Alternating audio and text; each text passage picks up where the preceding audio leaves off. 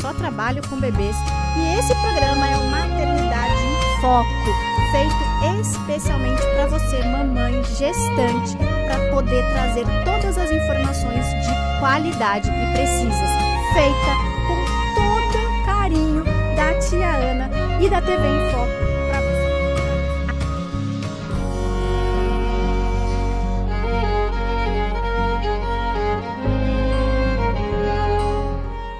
Seja muito bem-vindo, seja muito bem-vinda a mais um episódio Maternidade em Foco. E hoje um tema muito interessante e eu tenho uma convidada incrível aqui que eu já vou apresentá-la para vocês. Hoje a gente vai falar sobre algo que pode transformar completamente o desenvolvimento de uma criança, mas que muitas famílias ainda não conhecem e conhecem pouco as que conhecem, que é a terapia ocupacional. Muitas mães escutam frases como: cada criança tem seu tempo, isso é normal, espera mais um pouco. Mas até onde esperar é saudável? Como identificar sinais precoces? O que a terapia ocupacional realmente faz? E como ela pode ajudar as crianças com diferentes patologias e dificuldades desde os primeiros anos de vida. E para essa conversa tão importante, eu recebo hoje a terapeuta ocupacional Stephanie Teixeira. Muito bem-vinda, obrigada por ter aceito o nosso convite, é um prazer ter você aqui e poder compartilhar o seu conhecimento, que é tão grande dessa área com as crianças, né, com os adultos também, mas principalmente das crianças, que é o que a gente vai falar aqui hoje, nessa área da terapia ocupacional. Os primeiros anos podem mudar toda uma vida. Obrigada por ter aceito o nosso convite e por estar aqui com a gente hoje no Maternidade em Foco. Primeiramente, agradeço imensamente o convite, principalmente vindo de você, que é uma colega de trabalho que a gente foi tornando os anos aí com uma amiga, compartilhando, tendo ideias. E foi me desenvolvendo também como TO e como a equipe multiprofissional é importante dentro do desenvolvimento das crianças. Eu acho que estar aqui é um marco muito grande para ver que valeu toda a pena, todo aquele nosso trabalho. Um trabalho pequenininho de formiguinha, mas que é um trabalho grande, né? Porque para as famílias fazem uma diferença, né, Stephanie? Faz. E a gente estava conversando sobre isso exatamente, que às vezes a gente não vê a diferença naquele momento tão grande, mas o que pode ter impactado no desenvolvimento dessas crianças ao longo dos anos. E conta um pouquinho pra gente, né? As pessoas ficam muito na dúvida, né? Vou pra TO, vou pra físio, mas o que a TO faz, né? As pessoas têm muitas dúvidas sobre isso e a gente sabe que hoje é uma profissão muito escassa, né? E principalmente de bons profissionais. Além de estar escasso a profissão, né? De ter profissionais, bons também, muito poucos. E o que a terapia ocupacional faz? É aquela pergunta que não quer calar. É uma fisioterapia misturada com psicologia? Boa! Porque geralmente fala isso porque é muito amplo, né? E a gente entendeu que a terapia ocupacional e qual que é o foco dela, a gente consegue saber que a equipe multidisciplinar se completa. A terapia ocupacional, o foco dela é trabalhar a funcionalidade daquela criança. E no caso da saúde infantil, é o brincar. Então, por isso que muitas vezes, a terapia ocupacional só brinca, né? Só mas brinca. É tudo que a criança precisa. Qual que é a principal ocupação de uma criança? É o brincar. Então, nós analisamos toda a faixa etária da criança, mas sempre utilizamos o brincar como uma ferramenta de desenvolvimento. E aí, o diferencial da TO é exatamente isso. É um brincar, é uma atividade. E aquela atividade tem uma análise. Não é uma atividade por atividade qualquer. Então, aquela atividade, ela desenvolve aquela criança em que área? Então, é uma massinha? Mas ele brincando com aquela massinha, fazendo pinça, fazendo bolinha, ele vai desenvolver a coordenação motora fina. Então, e aí pode trabalhar com uma massinha, tem 1 milhão de atividades de desenvolvimento que a gente pode trabalhar naquela criança. Então, a gente entende que a gente usa a ocupação, a funcionalidade para desenvolver aquela criança. Então, um brincar funcional. Então, um brincar fala muito da criança. O como ela brinca. Vocês vão prestar bastante atenção no como ela brinca. E ali vocês vão ter pistas para poder colocar ainda mais o brincar para essa criança ter mais funcionalidade? Isso, é o brincar funcional. Porque, às vezes, a criança até brinca, mas não tem função para aquele brincar. Então, a gente analisa todos os detalhes, tanto quando a gente deixa ela ativa para fazer como ela quer, para a gente analisar como realmente ela está naquele momento, e também tem o brincar que a gente estimula para que ela se desenvolva e melhore naquelas funções que ela precisa. E na visão da TO, esse brincar, o que ela quer que a criança faça, por exemplo, quando ela descobre que ela enrola a massinha, que ela consegue enrolar a massinha, mas teve um processo para ela conseguir chegar, porque até ela enrolar aquela massinha como bolinha, não é ela simplesmente dá a massinha, a criança enrola, ela passa por um processo. E quando vocês observam que aquele brincar da criança, aquela função não está adequada, o que vocês vão olhar para você conseguir estimular e potencializar aquele brincar para dar a função realmente adequada para a criança? Inicialmente, quando vai fazer uma avaliação, a gente considera a avaliação o primordial, porque muitas vezes a gente olha o brincar, a gente já percebe que tem alguma alteração no desenvolvimento, só que a gente tem que entender o contexto onde ela está inserida.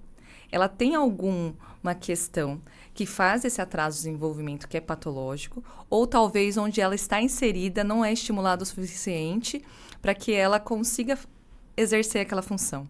Então, às vezes, tem um atraso de desenvolvimento, que é o meio de onde que ela está, não está proporcionando os estímulos suficientes para que ela se desenvolva no tempo adequado, e tem também o desenvolvimento porque tem uma patologia que impacta nesse desempenho dela. Então, é tudo um link uma com a outra para a gente entender o porquê desse contexto, entender como que é a rotina, como que é a inserção familiar, como que todo mundo está envolvido, para que a gente consiga montar um plano terapêutico adequado para aquela criança e até como a gente chega para esses pais para auxiliar, porque a gente não está ali para julgar. Porque conseguiu, não conseguiu, porque cada um depende do seu contexto, mas para dar esse suporte, esse acolhimento para os pais e delinear o caminho que eles podem seguir para que aquela criança se desenvolva adequadamente. Então, quando vocês fazem a avaliação, uma das partes dessa avaliação é com a própria família, para você entender esse contexto familiar e esse ambiente onde a criança está inserida e como acontece esse brincar. Vocês perguntam muito como a criança brinca, onde ela brinca, como que os pais veem essas brincadeiras. Faz parte da avaliação de vocês isso? Isso. Hoje, a forma que eu trabalho é muito diferente que o habitual que eles estão vendo na terapia ocupacional. Pelos esses 10 anos de profissão, mais de 10 anos, eu fui tendo as experiências e pegando os pontos fortes para que eu conseguisse delinear uma forma que eu achasse mais adequada. Hoje, com a equipe que eu tenho, principalmente da terapia ocupacional, não só a multi, mas da terapia ocupacional, temos duas etapas a avaliação. Então, a Raíssa Albuquerque, que é a terapeuta ocupacional, que é praticamente meu braço direito em todo esse desenvolvimento, ela monta um cenário dentro da sala para que a criança já experimente diversas formas um brincar, mas um brincar mais livre, mas para observar como que ela faz esse brincar, para analisar tanto a parte cognitiva, a parte de coordenação motora, sensorial, principalmente, que hoje a gente vê que impacta muito no desenvolvimento sensorial, tanto na parte cognitiva, quanto na parte do desenvolvimento global. Então, ela monta um cenário que a gente já montou essas estratégias para avaliar mesmo como a criança está e em que período que ela está de desenvolvimento. E, ao mesmo tempo, eu estou em outra sala com os pais. E aí, a minha conversa com os pais é muito tranquila, porque eu vou trazendo questões, eu faço um genograma, que é como se fosse uma árvore genealógica mesmo da criança. Então, quem são mais próximos, quem mora dentro da residência, se dentro do mesmo ambiente mora mais pessoas, quem tem mais acesso com as crianças. Então, eu avalio desde essa parte de conhecer a estrutura familiar, até a parte de como que foi a gestação, se teve algum impacto importante dentro da gestação, se teve impactos emocionais com os pais, se tem alguma coisa acontecendo.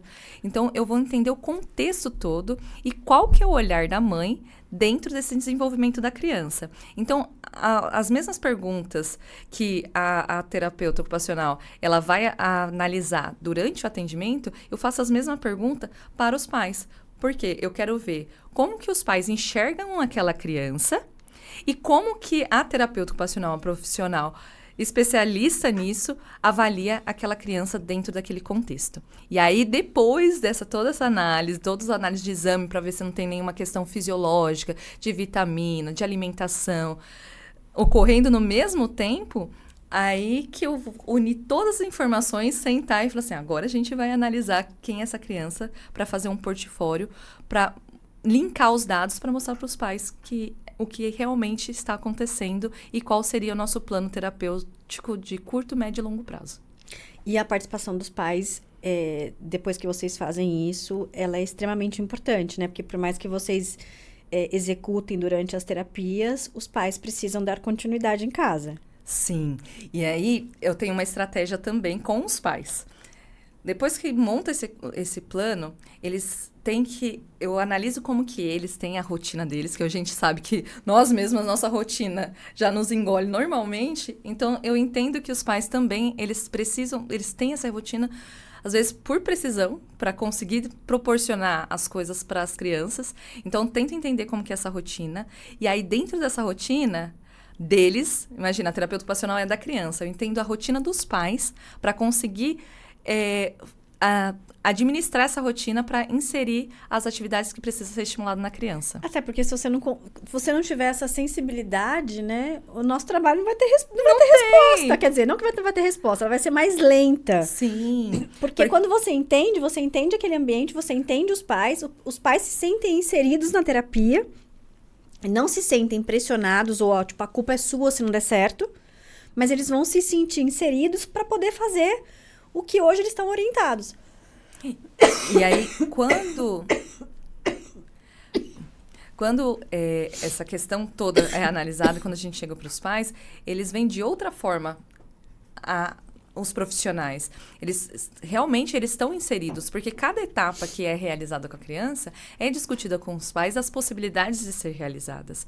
Então, todo um entendimento, eu falo que a família é primordial. Muitas vezes, eu tento entender a família primeiro para depois ver a criança. Que eu falo assim, a criança talvez é a parte mais fácil desse desenvolvimento.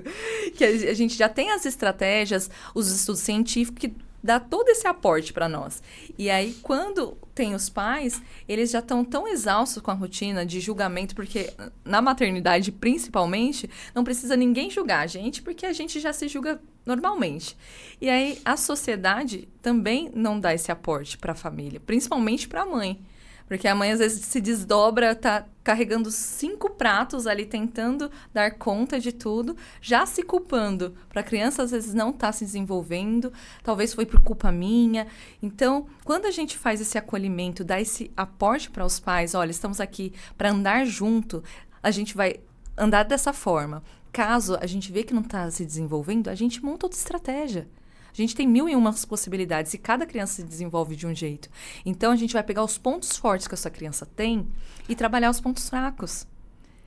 E tá tudo bem se der uma louca em você, às vezes dá um grito, sai correndo, porque é exaustivo. É exaustivo. É muito fácil falar quando eu tô aqui com o paciente algumas horas.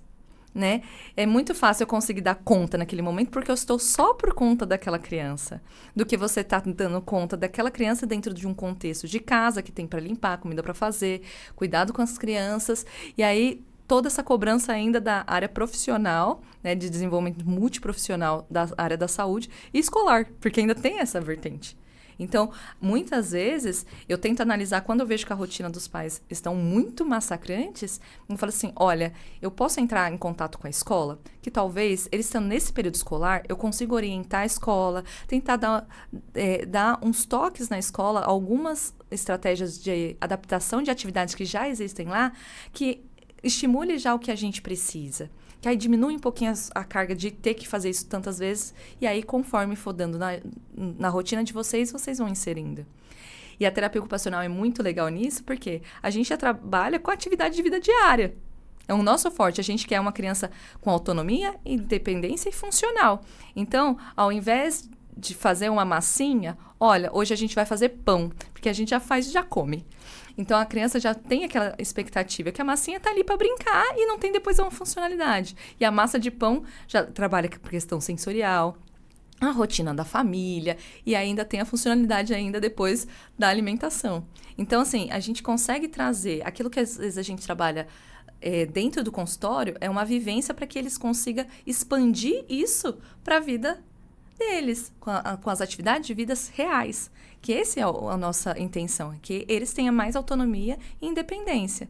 E aí, quando a gente tem esse olhar, a terapia ocupacional, faz um diferencial. Porque vocês estão trabalhando e a equipe multi ajudando, ó, e eu tenho muito isso com a equipe multi. Olha, eu vou mandar um plano terapêutico que eu estou pensando, eu preciso trabalhar que ele consiga escovar os dentes. Porém, ele tem dificuldade da movimentação tal. Será que você consegue dar esse aporte? Porque ele conseguindo fazer esse movimento, eu consigo trabalhar a funcionalidade. E aí, a gente vai casando para que haja essa transformação. Hoje, o que você observa que chama mais atenção nos pais para eles buscarem mais precoce, vamos dizer assim, o serviço da terapia ocupacional? Porque muitos pais, eles demoram muito para ir para terapia ocupacional. Muitas vezes vão quando percebem a falta de algumas funções. Mas quando a gente fala do precoce, quais sinais fazem com que os pais observem e falem, meu filho precisa ir para terapia ocupacional? Não só porque o médico falou, né? Não só porque ele foi no neurologista, o neurologista encaminhou para terapia ocupacional. O que você observa na sua prática clínica que os pais vão atrás mais cedo, o que a gente quer sempre cedo, né? Que a gente resolve muita coisa ali quando a gente tem o bebê a criança cedo, que eles buscam o trabalho da terapia ocupacional. Quais são os sinais que chamam a atenção deles? É muito raro os pais procurarem a terapia ocupacional sem ter uma intervenção antes, principalmente a fisioterapia geralmente que manda mais e a psicologia. Que triste, né? Nem a equipe médica geralmente não conhece o trabalho da terapia ocupacional. Então, é muito difícil os pais virem diretamente para a TO.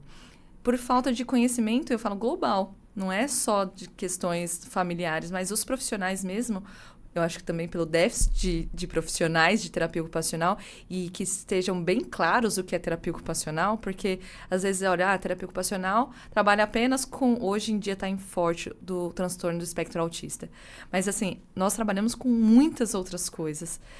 Então, está muito pontual. Então, abranger esse conhecimento do que é terapia ocupacional, que é realmente, independente da idade, eu quero introduzir que ele tenha autonomia, independência e funcionalidade, independente da condição que ele tenha.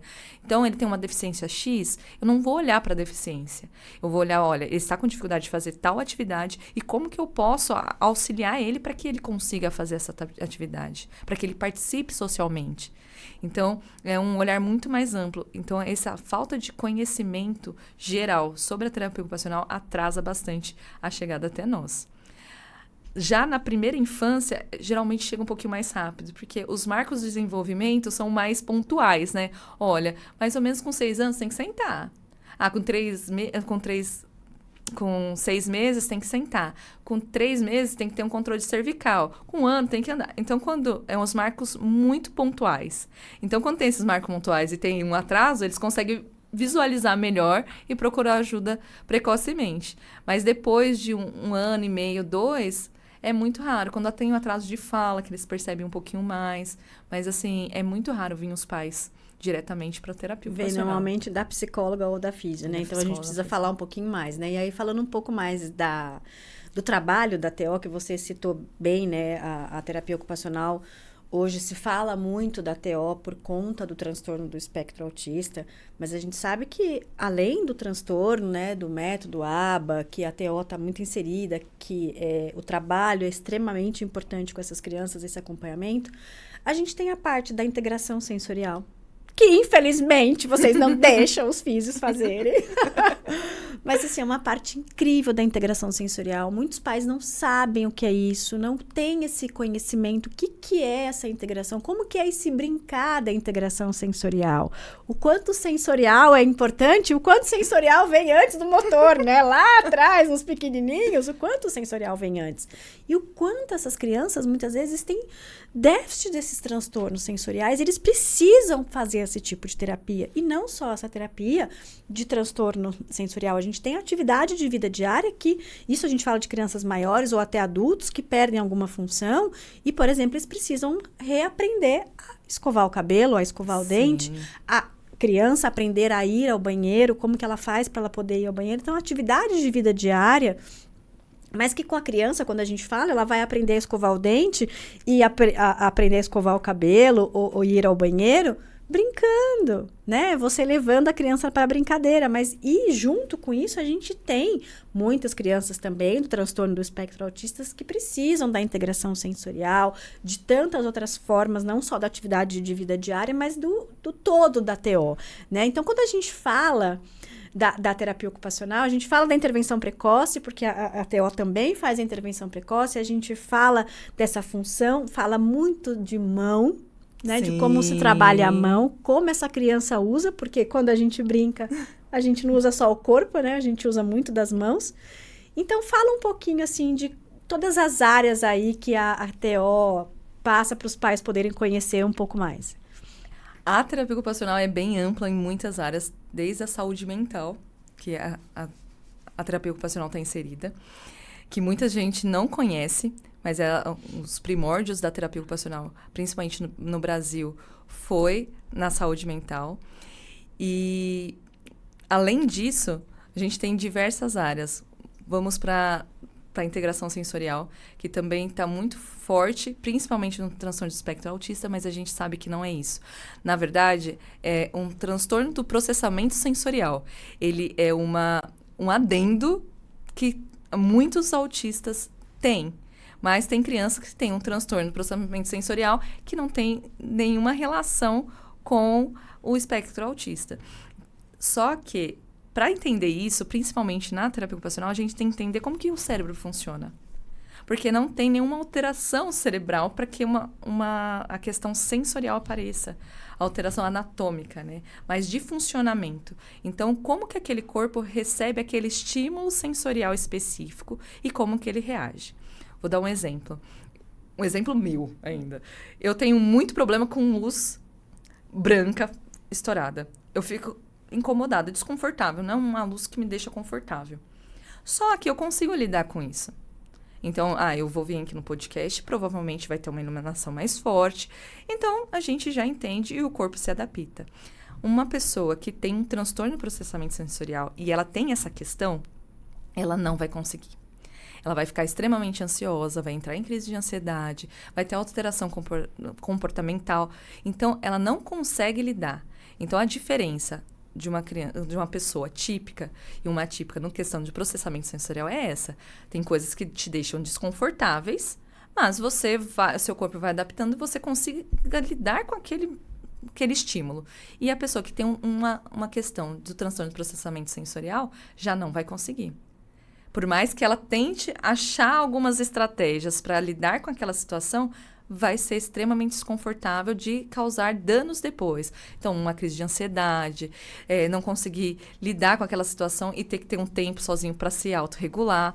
Então, essa é a diferença de um para outro. Então, a gente entender como que essa funcionalidade das diversas questões sensoriais é muito importante. E muitas crianças hoje têm essa questão, às vezes com etiqueta de roupa. E isso não quer dizer que ela tem um outro transtorno mais grave. Talvez é um transtorno de processamento sensorial. Ela precisa de uma estimulação para que o corpo dela consiga identificar aquele estímulo e consiga lidar com aquela situação. E muitas vezes a gente pega crianças muito ansiosas, que têm muitas questões que já estão na fase da pré-adolescência, que na verdade tem um transtorno de processamento sensorial que não foi diagnosticado, não foi tratado. E aí, quando a gente vai entender o porquê que aquela criança é ansiosa, a gente entende que ela tem esse transtorno. E aí que a gente vai trabalhar. Na verdade, a ansiedade foi um adendo de um transtorno de processamento sensorial. E que demorou para ser identificado. E muitos adultos chegam pra gente com essa questão também. Não, e quando isso acontece, eu imagino a culpa dos pais por conta de ter demorado para identificar e muitas vezes a criança é taxada aí com vários outros tipos de diagnósticos que não tem absolutamente nada a ver, mas que até descobrir que é um transtorno de processamento sensorial, já se passou muito tempo. Tem muitos casos assim que vem com um diagnóstico já fechado, laudado, e quando a gente vai fazer essa análise, porque é isso, pode vir um adulto, um idoso, eu vou entender desde quando ele nasceu, não importa a idade que ele chega até mim. Então, eu vou tentar entender todo esse processo, como que era a infância. Hoje eu tô com uma avaliação que é de altas habilidades adulto e de transtorno de espectro autista no adulto. E aí, exatamente isso que eu faço. Eu vou entender como que foi essa infância, o que incomodava, porque a gente faz essa análise para entender. Então, às vezes, chega com um diagnóstico X, quando a gente foi ver, na verdade, foi desencadeado sintomas que pareciam tal diagnóstico, mas, na verdade, se tivesse tratado na infância um transtorno sensorial, poderia ter evitado outros diagnósticos. E como é que os pais... porque é um diagnóstico difícil de ser feito, né? Às vezes, é uma meses, graça, às vezes. É manha, muita... ou é frescura, né? Como que os pais podem terem alguns alertas dessas crianças menores, né? Que eles olham e falam, será que eu preciso investigar com uma terapeuta ocupacional se o meu filho tem um transtorno de processamento sensorial? O que difere muito para a gente identificar é uma alteração do comportamento abrupta.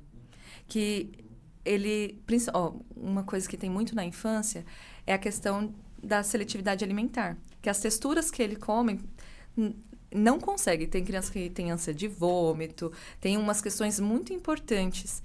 E aí, eles têm um comportamento que muitas vezes dizem que é birra. E, na verdade, eles não conseguem lidar com aquele estímulo.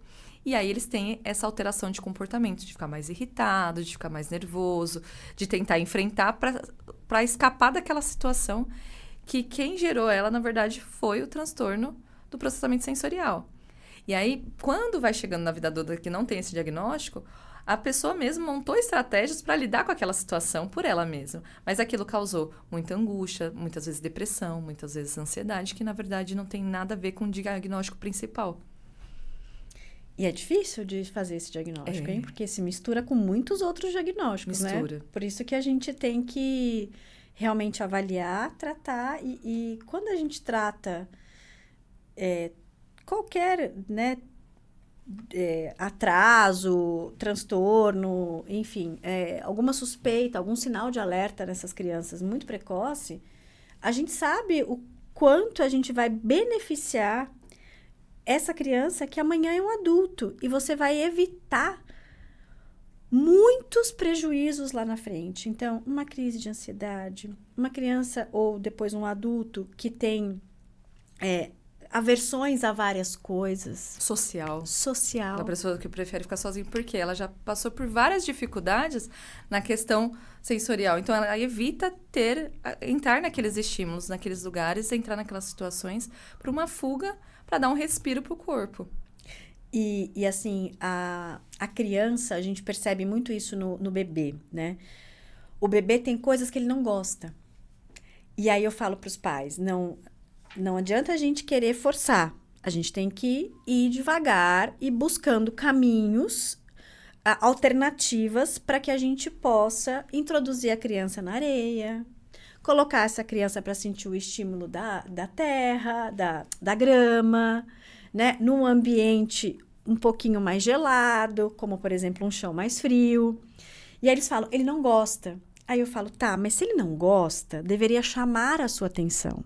Exatamente. E não evitar. E o que a gente pode falar para os pais quando isso acontece? Qual é a dica da TO na forma de brincar? Nunca faz a questão abrupta. Então, olha, ele não gosta, então a gente vai colocar ele ali e deixar ele lidar com aquela situação, porque eles não têm nem maturidade para isso. Então, sempre a gente começa com detalhezinhos, ofertando aquela experiência. Então, ao invés de colocar num tanque de areia, coloca areia num potinho e vai brincando no potinho. Acostumou com a mão, com a areia, com a textura na mão? Vamos fazer com o pé. E sempre por partes, nunca ao todo, principalmente se tem uma aversão muito grande. Por quê? A criança vai se adaptando. Ela precisa dessas experiências, não é porque ela não gosta, que ela se sente desconfortável, mas que tem as situações da vida que não tem como impedir que isso aconteça. Então, a gente precisa ofertar as experiências mais gradual, para que não seja algo sofrido. E outra coisa, já linkando com isso, que eu acho que é muito importante falar para os pais, é a relação, porque muitas vezes tem um diagnóstico e os pais não querem entrar com medicação.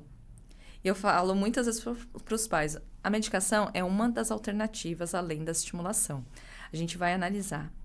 Mas se for algo que está em sofrimento, a criança sofre por ter que vivenciar aquilo, a medicação vai dar um intermédio para que ela consiga vivenciar sem tanto sofrimento. A gente não quer que a criança sofra, porque ela tem uma questão se a medicação consegue proporcionar para ela uma tranquilidade para que ela vivencie isso. Não que todas as crianças precisem de medicação, mas que não tenha esse preconceito de não inserir em determinadas situações, para que não esteja esse sofrimento para a criança, porque aí às vezes faz isso tudo, não vou dar medicação, aí gera muita ansiedade. Hoje a gente está pegando pré-adolescentes, adolescentes muito ansiosos que não conseguem lidar com as situações, porque não teve esse cuidado na infância para que ele desse esse tempo que o corpo se adaptasse para que ele conseguisse ter essas experiências. Porque, assim, a gente está falando de uma criança que está sentindo uma dor, né? E ela está experimentando algo que não é legal para ela. Quando é que os pais têm que olhar para aquilo e falar, gente, isso não é frescura, isso está doendo. E aí, a hora que você mesma falou, ele precisa de uma medicação. Em que momento isso vai acontecer? Porque isso, provavelmente, já passou por outros diagnósticos antes. Sim. E ali os pais estão achando que essa criança... Porque estão várias caixinhas de diagnóstico hoje em dia. E, normalmente, um deles é o top dos diagnósticos. Então, coloca essa criança ali, só que esqueceu que tem outras coisas que aconteceram lá atrás e que se eu tivesse resolvido isso daqui, junto com a equipe multi, principalmente ali junto com a TO, que vai trabalhar toda essa parte sensorial, com essa integração sensorial e outras tantas atividades que a TO faz, mas orientar essas famílias, tudo podia ter sido resolvido. Exatamente. E aí, a alteração de comportamento que é fora do padrão é um sinal de alerta para os pais. Então, se vê que é um choro constante, se fica muito irritado, se não consegue lidar com aquela situação, é um sinal de alerta para uma avaliação, para ter um olhar mais científico daquilo que está acontecendo. Então, os pais, eu acho que é o principal que eu orientaria os pais. Se você conhece o seu filho, você sabe quando ele tem um choro que é fora do normal, um comportamento muito abrupto, quando alguma coisa acontece. E aí, quando chega neste momento, aí precisa de uma avaliação profissional. Isso é muito válido para que os pais prestem muita atenção, para que a gente não perca o tempo, o time mesmo desse tratamento, né? Então, hoje a gente sabe o quanto a terapia ocupacional, ela trabalha muito além desse brincar. E quando a gente brinca com a criança, a gente tem uma função, né? Assim como a gente também brinca. A gente não brinca, né? Como físio, como vocês, porque a gente tem ali algumas atividades, exercícios que a criança precisa fazer para que ele ganhe todas essas autonomias que ele precisa para poder chegar nessa função tão adequada que a gente quer. Mas quando a gente fala isso, como que a TO ajuda essa criança no dia a dia, esse olhar da terapia ocupacional? Vamos falar primeiro da criança típica, para depois a gente falar da criança atípica. Da criança típica, ela ajuda essa criança a ter essa autonomia do dia a dia. Porque a gente tem a família nesse contexto, não é só a criança. Voltando a falar da rotina familiar, que hoje em dia é totalmente, que há alguns anos atrás, vou falar 20, 30 anos atrás, que o contexto de família era diferente. Geralmente a mãe ficava em função em casa, cuidando da casa e dos filhos, e geralmente o pai ia trabalhar. Então tinha uma referência dentro de casa para estar ali naquele contexto estimulando. Hoje em dia, ambos têm a questão profissional então ficam menos com a criança. E entendendo esse contexto, a gente entende que, por exemplo, para a gente dar mais autonomia para a criança, a gente tem que deixar ela fazer. E para deixar ela fazer, você precisa ter tempo, paciência e ainda limpar toda a sujeira depois. E aí uma mãe que trabalha até das 7 às 17, chega em casa às 19, tem que dar banho nas crianças, arrumar a bolsa, arrumar a lancheira, fazer comida, não dar a comida na boca é muito difícil. Então, hoje, a gente tem que entender todo esse contexto para tentar introduzir. Mas o ideal é dar autonomia para a criança fazer sozinha, que só assim que ela vai aprender. E você dando auxílio para que seja cada vez mais funcional o que ela está fazendo. Mas, para isso, a gente precisa, independente da criança, deixar que ela faça sozinha. Então, eu não posso dizer para eles assim, deixa que eu faço para você não sabe. Não. Claro que eu não sei, eu não aprendi ainda, deixa eu tentar, porque é tentando que eu vou conseguir aprender e ter essa autonomia. Mas hoje a gente tem os pais muito ansiosos do tipo, não pode se sujar, não pode sujar a casa, não pode sujar a roupa. E deixa que eu faço para você, porque você não sabe. Como a gente escuta isso? Não faz isso porque você não sabe. Opa, isso gera muitas coisas na criança, né? Sim. Nem vamos entrar no contexto psicológico disso, né? Mas gera muitas questões. E por isso que hoje em dia, isso já tem um tempo que está acontecendo, as crianças um pouco mais velhas, com 10, 11 anos, elas não conseguem, por exemplo, colocar a comida dela sozinha.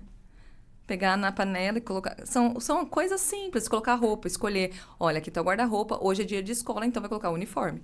E sem precisar ficar mandando, né? E aí, porque tá tudo ali, ó, o uniforme já tá dobradinho, você vai colocar... Ajuda a colocar para ser mais rápido. Então, nós, como pais, eu me inserindo com isso, que também trabalho fora, que tem as crianças, que eu falo assim... Eu acho que é um diferencial nosso também, de vivenciar a realidade, porque a gente tem a maternidade idealizada e a real, que ambas têm um abismo completamente diferente. Completamente diferente.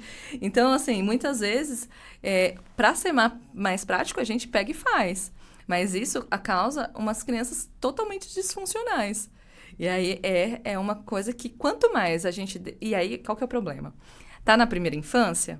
A gente tá ali. Ah, não, deixa que eu faço pra você não se sujar, deixa que eu coloco pra você não fazer.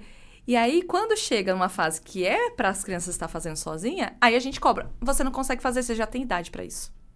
Mas aí você não deixou fazer o tempo inteiro. Agora que ele tem idade, você quer cobrar? Sendo que você não ensinou. Boa. Entendeu? A lógica.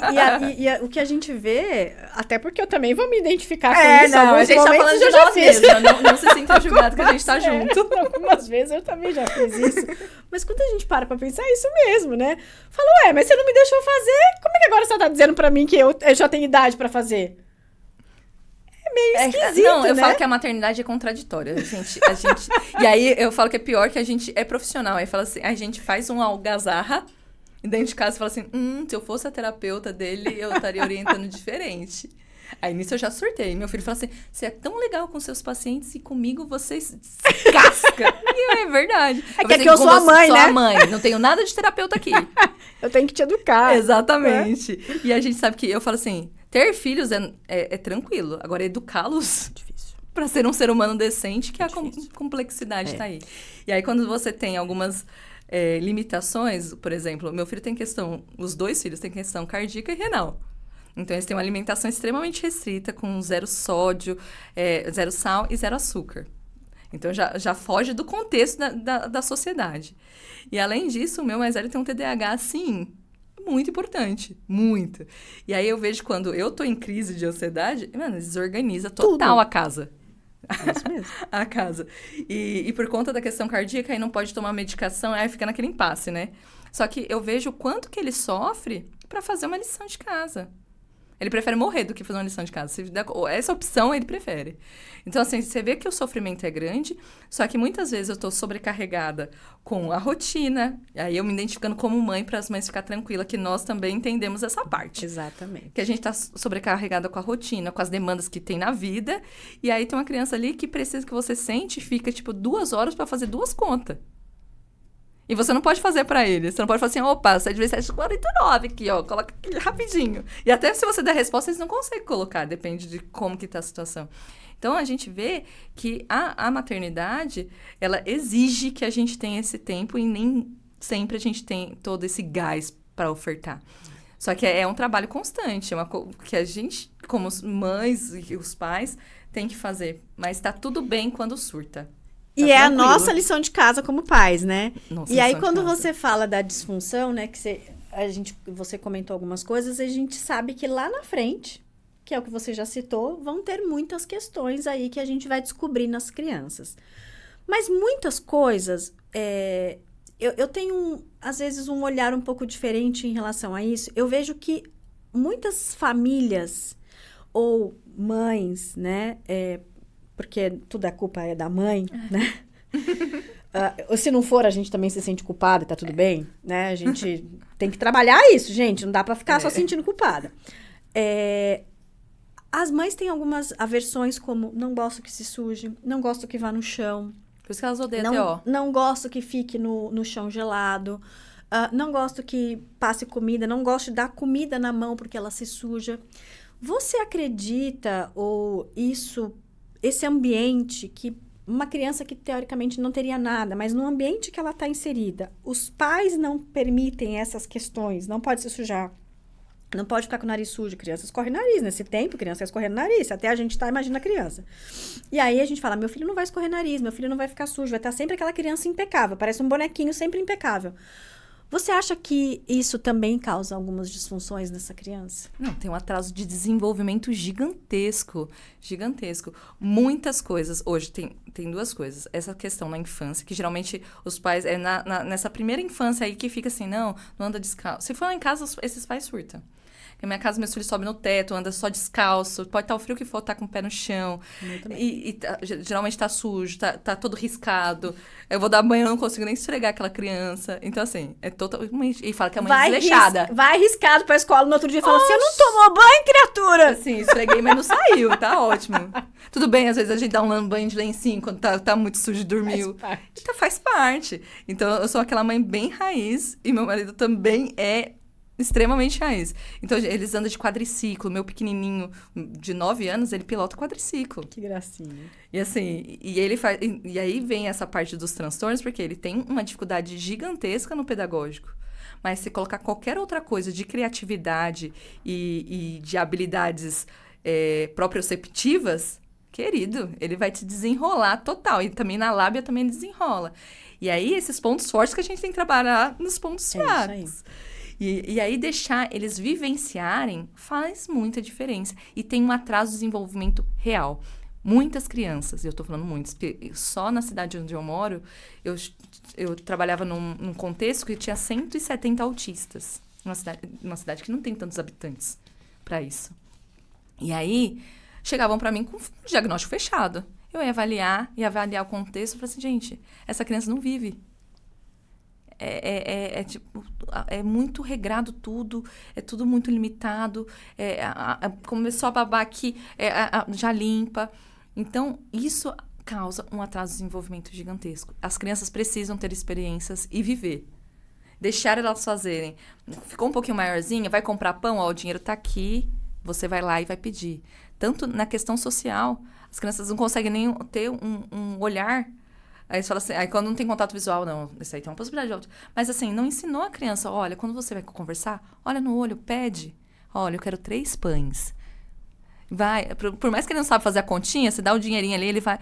Para que eles tenham essa habilidade. E não é com 10 anos isso. Tô falando com 3, 4 anos, você tá fiscalizando, mas deixar as experiências para que eles consigam viver, se desenvolver e ser adultos funcionais. Porque depois... Por mais que eu fale assim, e é uma frase que eu uso muito em casa. Meu querido, eu tô te ensinando aqui desse jeito porque a vida é muito pior. Ninguém vai ter essa cautela, esse carinho com você fora daqui, não, querido. Então, rebole. Então, aí, por exemplo, que o meu filho tem, ele sabe que ele tem, a gente conversa, explica que realmente ele tem uma dificuldade e tá tudo bem. Mas que ele vai ter que se esforçar mais com os outros, e vai ter. Porque quando chegar lá na vida lá fora, ninguém vai falar assim, tadinho, tem TDAH. Não vão passar, ninguém vai passar a mão na cabeça. E ele nem tem que ser tratado como tadinho. Ele tem que ser forte de falar, eu me cuido, eu sei quem eu sou e eu sei o que eu quero fazer. Exatamente. É essa força que a gente tem que dar. Porque se... eu acredito muito nisso, Stephanie. Eu acho que se os pais fazem isso... Ai, coitadinho, ele tem isso. Ai, coitadinho, ele tem aquilo. Ah, isso aqui quer que ele é preguiçoso. Ah, isso aqui quer ele não gosta. Ô, gente, vamos lá. A vida, querida, vamos explicar a vida. Quando a gente é pequeno, você bota embaixo do braço e vai. Você faz o que você quer, mesmo que, né, não esteja tão adequado, mas você fez o seu melhor. Só que a gente tem que lembrar que essa criança cresce. E a hora que essa criança cresce, ela sai debaixo dos nossos braços, das nossas asas, como diziam os avós, e vai para o mundo. E aí? Como é que vai ser essa hiperproteção? Vai ser aquela criança, porque essa criança, ela já sofre. Porque ela já foi tão... taxada. Exato, pelos pais, tem que ser assim. Ela tem tanta rotina, ela tem tantas caixinhas que ela tem que se encaixar, que quando ela sai para esse mundo, ela sofre um bullying absurdo. E ela não sabe o que ela faz. Só que os pais esquecem, não tô aqui dizendo, porque eu também sou mãe e também tenho um monte de culpa aí, um monte de coisa que acontece com meus filhos, e vou errar. Mas assim, a gente tá aqui pra gente conversar, pra gente orientar, pra gente poder realmente fazer as famílias pensarem e até a gente mesmo pensar do que a gente pode, né, ser melhor com os nossos filhos, na nossa maternidade, com a gente mesma, né? Quantas coisas se a gente tivesse feito de uma maneira diferente lá atrás, essas crianças hoje seriam muito mais preparadas para, por exemplo, se servirem, colocarem um prato de comida. Aí você fala assim, como TO, né? Se você falar isso para uma pessoa que não conhece, ela vai falar, mas gente, isso é coisa mais comum, pôr um prato, um arroz e feijão no prato. Mas tem muitas crianças que é uma dificuldade para fazer isso. Sim. E até são coisas muito singelas, igual a questão, uma coisa que eu trabalho muito com as minhas crianças, elas aprenderem a se defender. Que eu aprendi que as crianças, eu falei assim, tem pessoas ruins que nascem ruins, gente, vai zoar. E eu falo assim, e não tem pais que limitam isso. Então, eu sofro muito isso com meu filho, muito. Isso já saí do meu papel de TO muitas vezes ali e falei assim, não, você vai se defender, até com profissionais. Assim, olha, eu não vou participar dessa atividade, por exemplo, porque vocês estão fazendo essa atividade com alimentação. Por que tudo que vocês fazem, vocês pensam em alimentação e não pensam em mim que eu não posso comer isso? Então, eu falei isso no ambiente escolar, falei assim, olha, eu tô tendo que educar meu filho de 9 anos porque vocês não têm consciência que são adultos profissionais que estão cuidando dessa criança. Então, assim, eles entregam doce para todas as crianças, e meu filho falou assim, mas eu não posso comer esse doce. Olha a consciência de uma criança de 9 anos. O professor leva para sua mãe. Ele trouxe para a mamãe. Ele trouxe todo feliz, mamãe, eu trouxe para você. Eu, como assim? Aí eu já enlouqueci, já. Porque eu não poderia jogar essa responsabilidade para uma criança de 9 anos.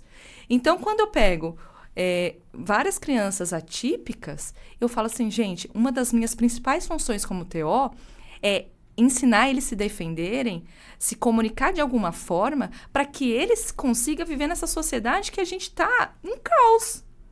Sem respeito, sem empatia. Se adultos, que não é que uma escola, uma equipe, não consegue ter empatia com uma criança, você acha que eles vão lidar com o quê na vida?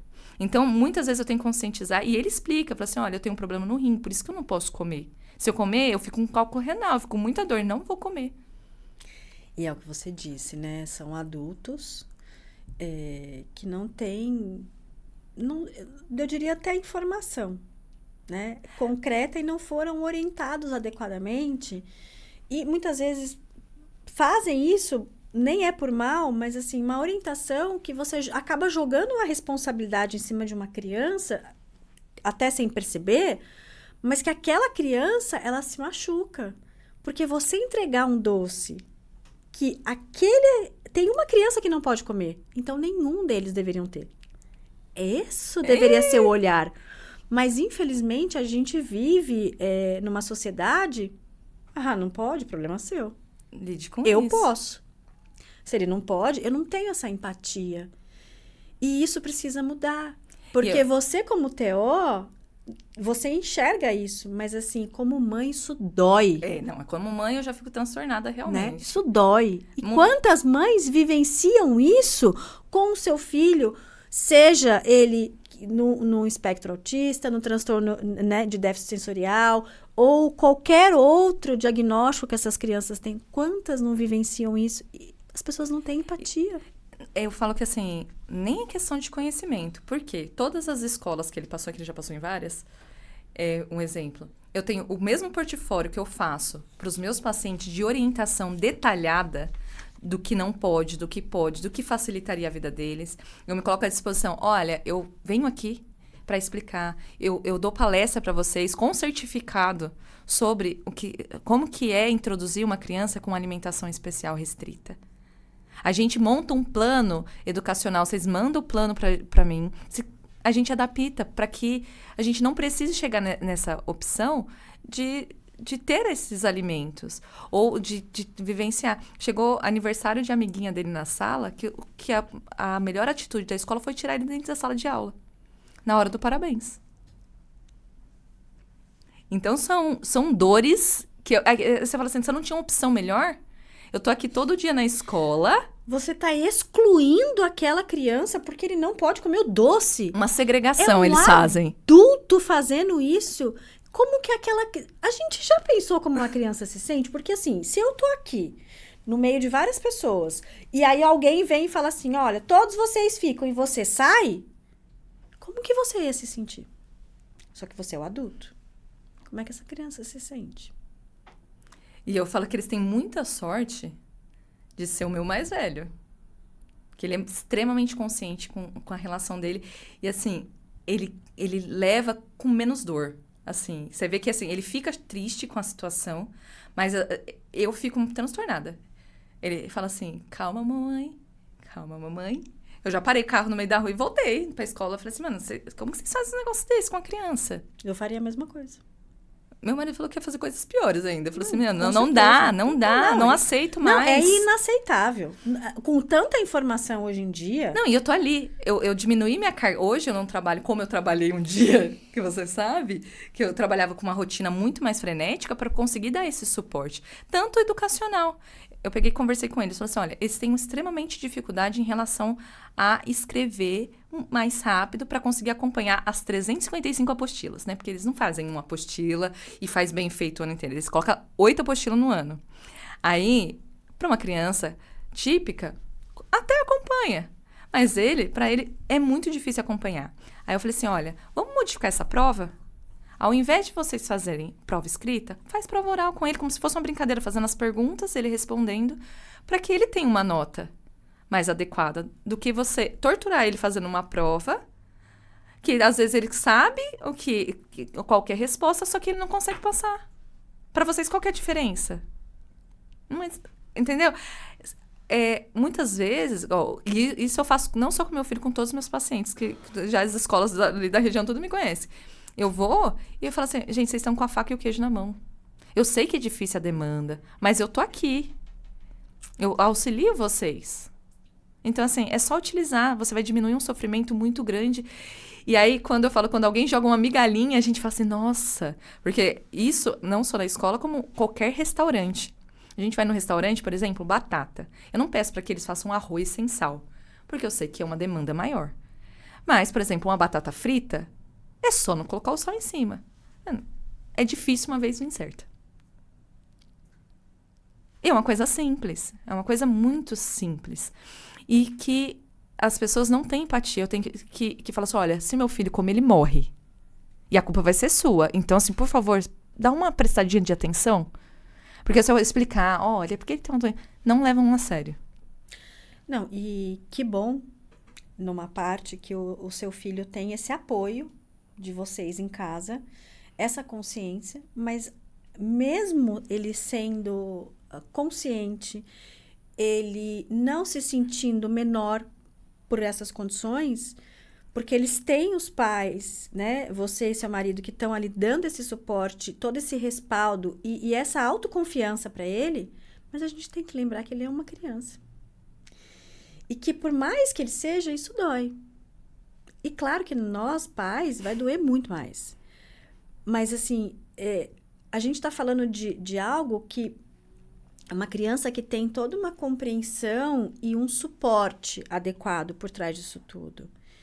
E quando os pais não têm essa orientação, não têm essa visão e a criança não tem esse suporte, eu imagino, assim, o que pode ser, né? E a gente sabe que os pais relatam pra gente as dores que eles sentem pelos filhos passarem esse tipo de situação. Eu tive alguns casos mais complexos, eu vou compartilhar com vocês, que foi um caso assim também que movimentou bem. Eu tinha uma criança com TEA e ele estudava numa escola X. E aí, ele era não verbal. Aí, pra mim, quando eu pego os não verbais, eu tento ensinar. A primeira coisa é isso, pelo menos comunicar alguma coisa de alguma forma que tem algo errado, para os pais entenderem. Porque, assim, eu já imaginava, meu filho que tem uma comunicação legal, já é difícil. Imagina essas crianças que não têm uma comunicação ativa, efetiva.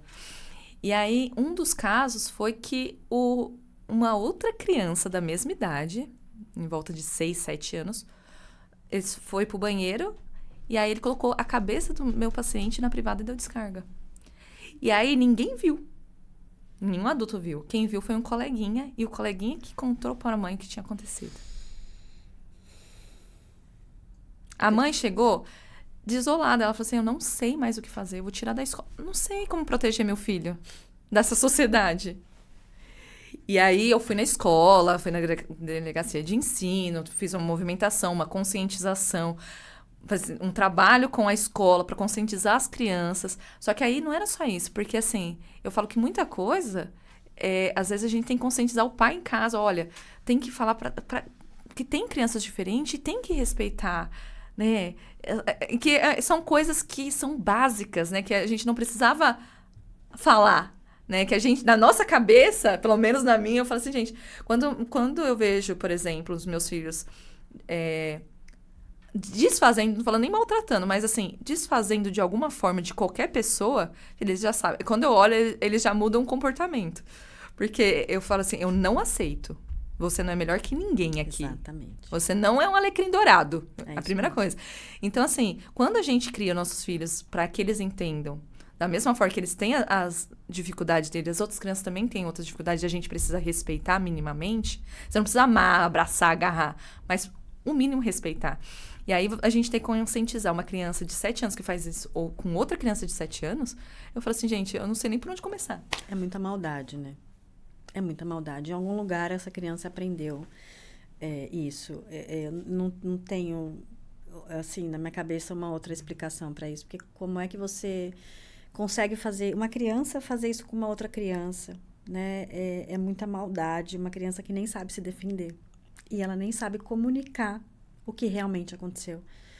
E isso acontece, infelizmente. Por isso que a gente precisa realmente conscientizar a escola, conscientizar os pais, que não tem porque é magro, porque é gordo, porque é alto, porque é baixo. Gente, cada um tem a sua preferência, né? O seu gosto. E nem por isso a pessoa é feia ou é bonita. Muito pelo contrário, cada um tem a sua beleza, seja ela da forma que for. E a gente tem que aprender a ensinar esse respeito. E é muito difícil para nós, profissionais, quando a gente tem pais que infelizmente tem muitos pais desrespeitosos, né? Tem muitos homens desrespeitosos com mulheres, tem muitos.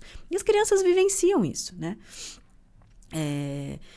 E é muito difícil a criança estar inserida num ambiente desse e você vir fazer a terapia e a criança, de repente, ter uma reação com você e você mostrar para a criança que aquilo não tá legal.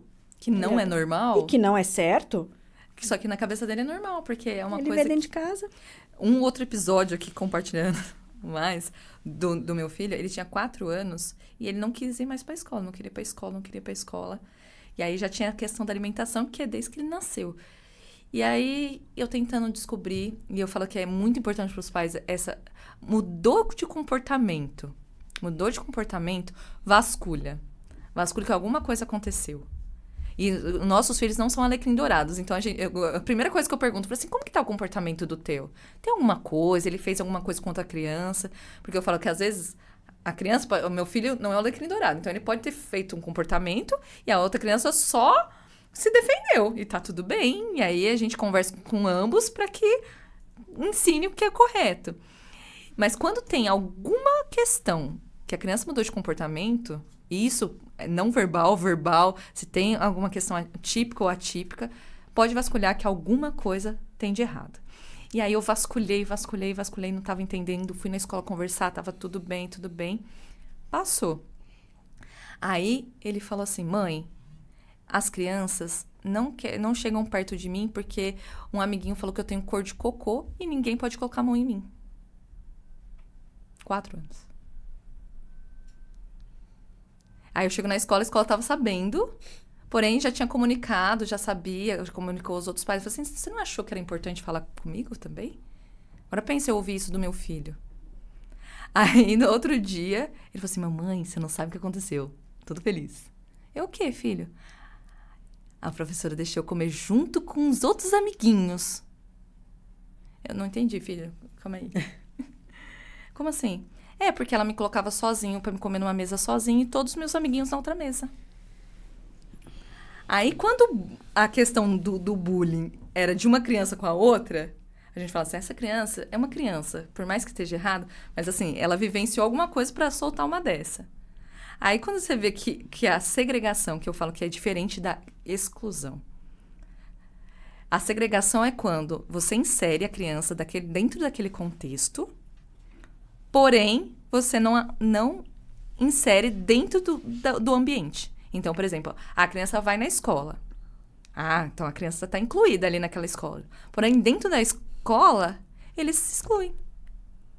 E aí a desculpa era, porque ele come diferente, a gente tava com medo dele pegar a alimentação. Eu falei, você não tem... Ninguém fica aqui? É igual bicho, joga comida lá e as crianças pegam, ninguém... Olha... E aí ele todo feliz. Então, assim, são questões de mudança de comportamento que é muito importante a gente compartilhar isso com os pais, que qualquer alteração de comportamento, a gente tem que observar os contextos que as crianças estão para verificar se não está acontecendo alguma coisa, para evitar esse sofrimento. E por mais que a gente tente evitar colocar a criança numa bolha, vai acontecer coisas que estão fora da nossa condições, né? Porque é muito complexo. Olha, eu e meus 2 filhos, a gente viveu aí muitas questões, né? Vive ainda, mas assim, acho que não tem maior dor para uma mãe do que passar essas coisas e quantas outras passam, até piores, né? Se é que tem pior do que isso, todas são ruins, com o filho da gente, né? Então, acho que a gente... É um assunto que eu queria falar mais. Eu acho que a gente precisa falar mais, porque muitas mães devem estar passando por essas dores e elas não sabem o que fazer ou nem identificaram, né? Porque isso não deixa de ser maus tratos. E a gente está dizendo de criança. Pensa uma criança de 4 anos ficar feliz porque a professora deixou comer com os amigos. Como assim? É o que você falou, é uma criança que... Olha a exclusão de uma criança. Já basta a alimentação que já Gente, difere, né? É surreal. Então, assim, eu posso imaginar, Stephanie, quantas mães aí, pais, mas principalmente a mãe que né, tá ali mais no dia a dia, observam muitas coisas, mas é difícil de você conseguir vasculhar e chegar ao que realmente, de fato, aconteceu e ajudar aquela criança, porque a criança precisa de ajuda. Então, realmente, olhar esse comportamento das crianças, isso vai afetar a vida diária dessa criança. Isso vai trazer vários prejuízos para essa criança. Só que a gente esqueceu que isso aconteceu lá atrás. Exatamente. Então, o atraso da questão pedagógica, por exemplo, nesse caso, será que é só por questão de TDAH ou porque ele já vivenciou diversas coisas que não foram legais, que faz com que ele não goste daquele ambiente? E a gente é obrigado a mandar. Tem hora que eu falo assim, eu vou tirar. Vou ensinar em casa. Porque eu não Dá vou vontade. deixar. Eu falei assim, eu não vou deixar mais ninguém fazer isso. Senão eu vou perder meu réu primário. Não dá. Chega, chega. Aí vem todo... Tira o TO, vem toda a mãe à tona e fala assim, não dá. E aí a gente, não, calma. É importante que ele aprenda a viver com isso, porque eu não vou poder colocar ele na bolha pro resto da vida. Então, muitas vezes, é isso que eu tento também fazer com meus pacientes, é entender as dificuldades e fazer com que eles tenham a voz para se defender, porque os pais não vão estar em todo momento. Eles vão estar ali de suporte, igual nós estamos de suporte, mas as coisas acontecem. E aí, como que essa criança vai lidar? Por isso que é importante da equipe multi, porque a psicóloga faz um papel extraordinário nessa questão para conseguir lidar com essas situações, e da mãe também, né? Então, assim, não tenha medo de procurar também. Então, são diversas questões. Então, talvez a questão do TDAH dele, ele tem, independente das situações. Mas ele não querer, não gostar e não ter essa vontade de realizar, talvez seja pelas questões que ele passou. Por isso que eu falo, quando a gente faz uma análise, quando vai fazer uma análise da criança, a gente não pode pegar aquela criança hoje. Essa criança tem esse diagnóstico hoje. Não, vamos entender quem é essa criança para a gente partir desse momento com esse diagnóstico. E aí a gente poder ajudar, né? Exatamente.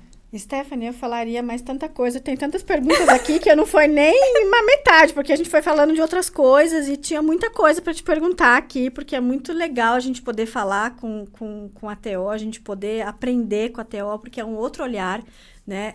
E ao mesmo tempo aprender com as nossas histórias, com as nossas experiências. Então, acho que tem muita coisa ainda para ser falada. Mas eu queria te agradecer por hoje, te agradecer pelas suas orientações, pela sua fala, por poder proporcionar isso aos pacientes, por ter essa visão, por ter essa empatia com os pais, com as crianças, o quanto entender todo esse contexto, desde quando essa criança foi gerada e como foi os primeiros anos de vida, como é essa realidade, faz toda a diferença de você ter uma escuta ativa. Obrigada por estar aqui com a gente hoje. Eu ficaria aqui mais horas falando também. A gente nem gosta. Não, imagina. Não. Obrigada, viu? Obrigada Imagina. mesmo. Os primeiros anos não voltam. E muitas vezes o que parece pequeno hoje pode mudar completamente o amanhã de uma criança. Eu te vejo no próximo episódio de Maternidade em Foco.